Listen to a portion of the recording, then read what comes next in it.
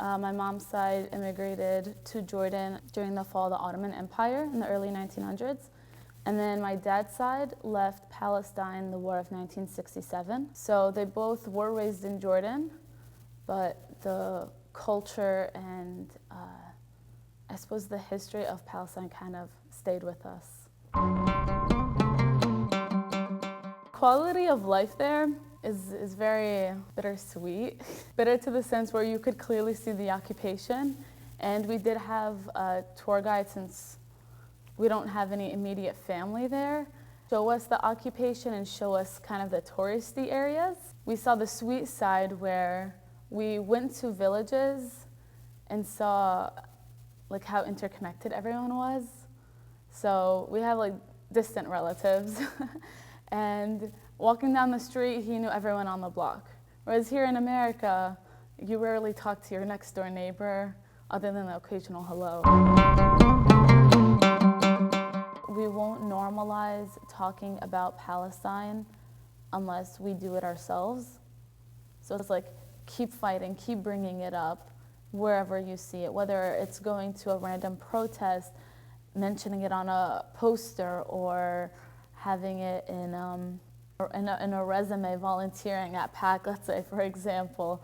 Like, keep saying the word Palestine, because that's what the Zionists don't want. They say Arabs instead of Palestinians because they want to associate that word to something negative, and us continuously talking about Palestine helps. I can't remember the name of the man. He had an antique shop of just basic items that are originally from Khalid, like whether it's daubs that are designs or how plates are patterned. And it was right in the middle of where the Jewish settlements are and where the Palestinian residents are, right across the Ibrahimi Mosque. And he told us how Israel offered him $100 million for his store, which is connected to his house, for it, and he's like, absolutely not. He's like, I am gonna, as soon as I die, it's gonna go to my son, and it's gonna go to my grandson, and it's gonna go generations on.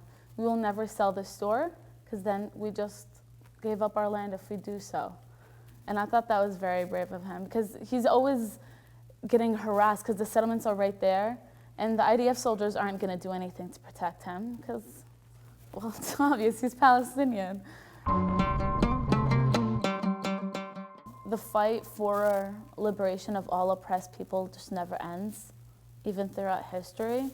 So why should we stop now and kind of just give it up? It's like we should still continue, because there's also proof in history where oppressed people have been liberated. Let's say for Algeria, for example, out of the French rule, they were able to live free now. And I hope to see that in Palestine in my lifetime, inshallah.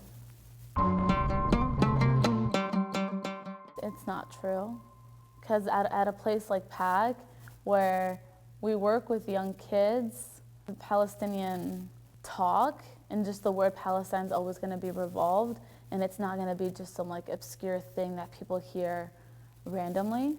And I think me being like 3 generations out of Palestine is just proof of that.